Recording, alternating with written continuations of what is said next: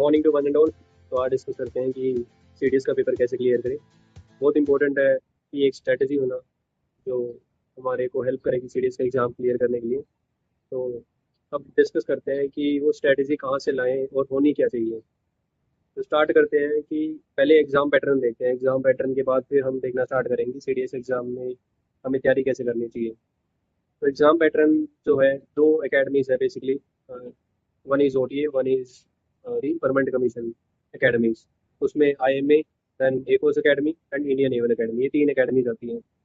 जो भी ओटीए के लिए तैयारी कर रहे हैं उसके दो एग्ज़ाम होते हैं। First exam will be of English and then the second exam will be of general ability test. जो भी इंडियन नेवल एकेडमी के लिए, एयरफोर्स एकेडमी के लिए और इंडियन मिलिट्री एकेडमी के लिए अपियर कर रहे हैं, तो उसके लिए एक एक्स्ट्रा एग्ज़ाम होता है जो कि मैथमेटिक्स का है। तो ओवरऑल ओटीए के लिए, that is short service commission, उसके लिए 200 नंबर का पेपर है। एंड जो सेकंड, जो परमानेंट कमीशन की एकेडमीज बची हमारी, जो तीनों एकेडमीज है, उनका 300 नंबर का पेपर होता है।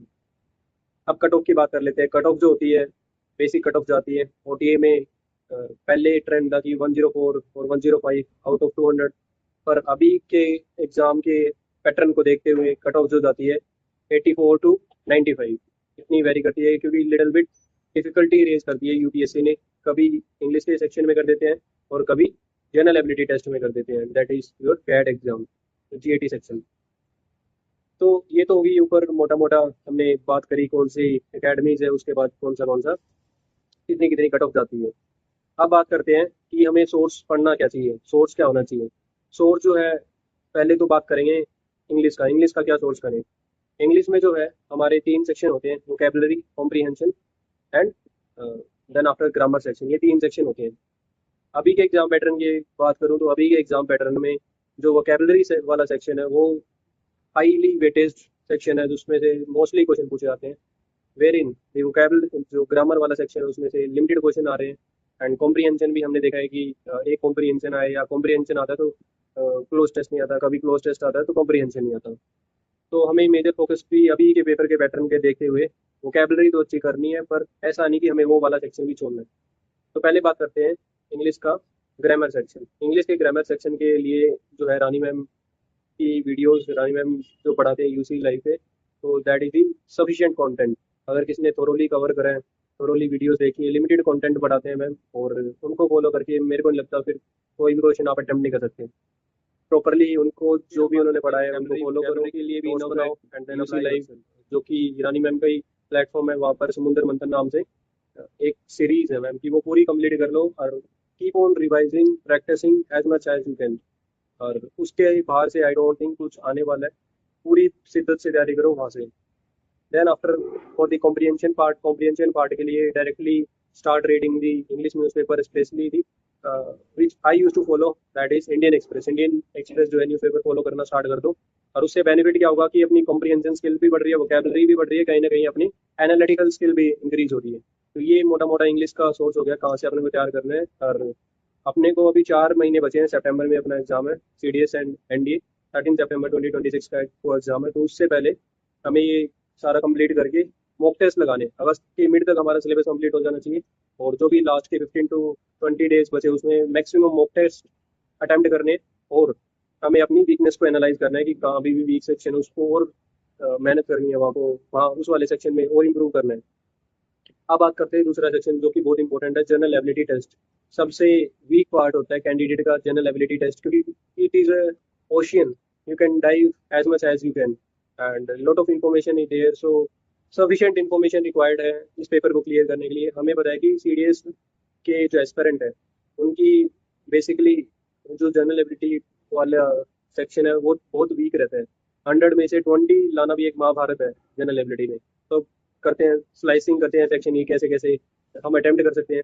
तो बेसिकली हमें किस सीक्वेंस में जाना है, जितने भी पेपर क्लियर करते हैं उनकी एक ही सीक्वेंस रहती है। पहले वो अपनी साइंस को सॉलिड करते हैं, then after they study geography, physical and Indian geography, then after they complete their polity and फिर उसके बाद में कुछ इकोनॉमिक्स का पार्ट है। पैरेलली वो अपना करंट अफेयर वाला सेक्शन भी कंप्लीट करते हैं। हिस्ट्री पढ़ो ना पढ़ो एक ही बराबर है, तो जिस टाइम आप पढ़ के जाओगे उस टाइम पे भी ऐसा नहीं लगेगा कि आपको कुछ आता है। तो क्वेश्चन इस टाइप से आएंगे कि जब आप पेपर में बैठोगे कुछ भी पढ़ के आए फिर भी आपसे नहीं होंगे फाइनली।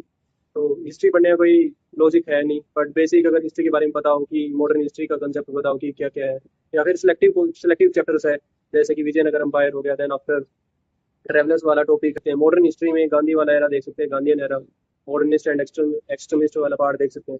तो बेसिकली यहाँ पर इतना जानना इनफ है। तो अभी स्टार्ट करते हैं, साइंस कहाँ से पढ़नी है। साइंस पढ़नी है 9th and 10th की एनसीईआरटी, उसको इतना अच्छे से पढ़ना है कि हमें हर एक लाइन का मतलब पता होना चाहिए, क्योंकि वहाँ पर यूपीएससी खेलता है हर एक लाइन के साथ, और हर एक कंसेप्ट के बारे में क्लैरिटी होनी चाहिए। जैसे कि सेल में हमें पता होना चाहिए प्रोकैरियोट्स, यूकैरियोट्स, उनके बारे में इतना नहीं कि बस हमें पता है कि ये सिंगल सेल है, मल्टीपल सेल से बना हुआ है। हमें पता होना चाहिए कि इनके बारे में, इनके एग्जाम्पल्स क्या है, उनके एग्जाम्पल्स क्या है, उनके पीवाईक्यू आज तक उनसे रिलेटेड क्या है, हर एक इन्फॉर्मेशन होनी चाहिए जो भी हमारे एनसीईआरटी में दे रखी है। ऐसे पढ़ना है हमें। Physics, chemistry and bio 9th and 10th की कंप्लीट करनी है पहले, उसके बाद ज्योग्राफी करनी है। ज्योग्राफी 11th की physical geography and Indian geography, ये कंप्लीट करने के बाद अभी ह्यूमन ज्योग्राफी का भी टच आता है। फिर कुछ इन्वायरमेंट वाले पार्ट है, इन्वायरमेंट वाला पार्ट भी हम कवर करेंगे, एंड ये हमारा ज्योग्राफी का सोर्स रहेगा।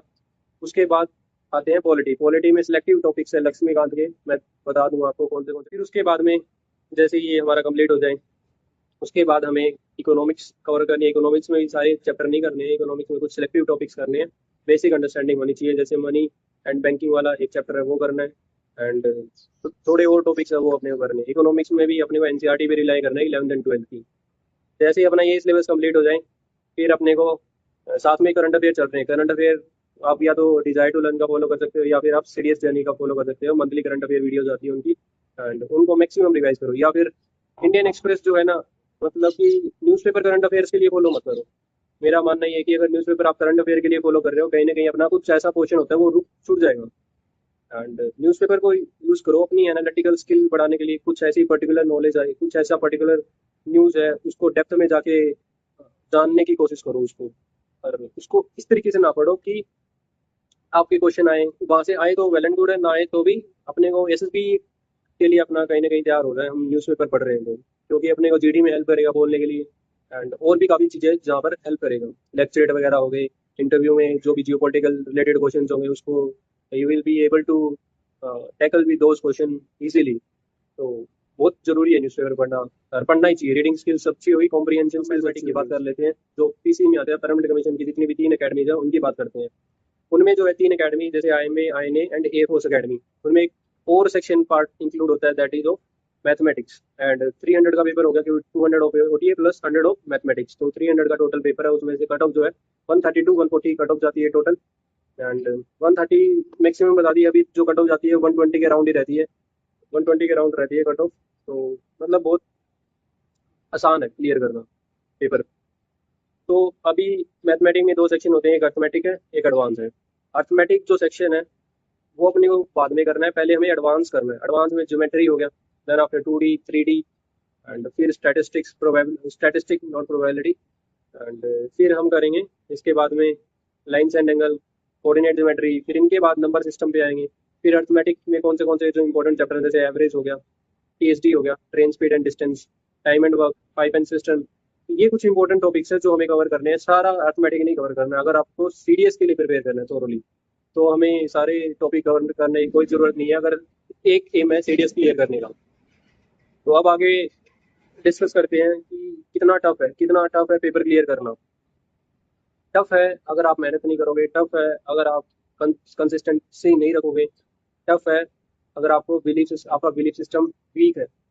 इजी हो जाता है अगर आपने को विश्वास अपने पे कर लेंगे, जिद्दी बना है, जिसको कहते हैं विल पावर जो होती है ना, कि करना है। एक अंदर से विल पावर है, एक माइंडसेट है, आज नहीं आता कर लूंगा। There are only 2 type of mindset. एक माइंडसेट है कि आज नहीं आ रहा तो कल सीख लूंगा, कल इंप्रूव कर लूंगा। दूसरा माइंडसेट इज दैट आज नहीं आ रहा, कोई ना, लेट इट बी, तो नहीं होगा, कोई और चीज़ पे फोकस करते हैं। तो ये वाला माइंडसेट नहीं रखना, पहले वाला माइंडसेट रखना है कि आज कोई चीज़ नहीं आ रही है तो कल सीख लेंगे। तो I hope you get the clarity about the strategy and how you need to cover the section in which sequence. And after watching this video, I hope no doubts are left. If still left, you can pin down in the comment section and let me know. I will make another video if some other doubts are still left of you. Jai Hind, Jai Bharat.